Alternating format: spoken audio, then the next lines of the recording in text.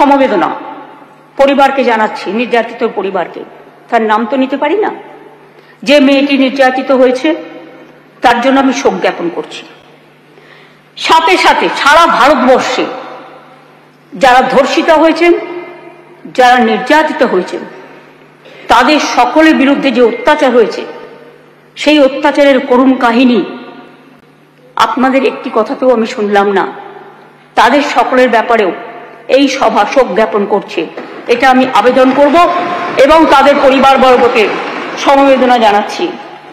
ধর্ষণের মতো নিকৃষ্ট, নৃশংস, নক্কারজনক ঘটনার ক্ষেত্রে অত্যন্ত দ্রুত পুলিশি অনুসন্ধান ও বিচার প্রক্রিয়া সম্পূর্ণ করে দোষীদের কঠোর শাস্তি দেবার কথা আমরা বলছি।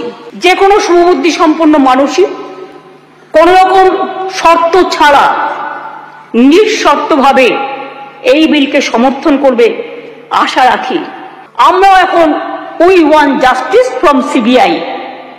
বিচার চাই, বিচার চাই, তো বিচারের শাস্তি দিক সিবিআই, ফাঁসি দিক সিবিআই, এটা আমরা চাই। আমি আপনাদের বলি, 1913 সালে আমাদের যে 88টা ফাস্ট ট্র্যাক কোর্ট ছিল, তার টাকা কেন্দ্রীয় সরকার বহন করতেন, সেই টাকা দেয়া বন্ধ করে দিয়েছেন 2013 সাল থেকে। তা সত্ত্বেও আমাদের রাজ্যে বর্তমানে 88টি ফাস্ট ট্র্যাক কোর্ট আছে। মহিলাদের জন্য 52টি ডেজিগনেটেড কোর্ট আছে, যাতে মহিলাদের বিরুদ্ধে সংগঠিত অপরাধের মামলাগুলোর দ্রুত বিচার হয়। এই কোর্টগুলো এখনো পর্যন্ত মোট 3,92,620টি কেস দায়ের করা হয়েছে। তার মধ্যে 3,11,479টি কেসের ডিসপোজাল এর মধ্যেই হয়ে গেছে।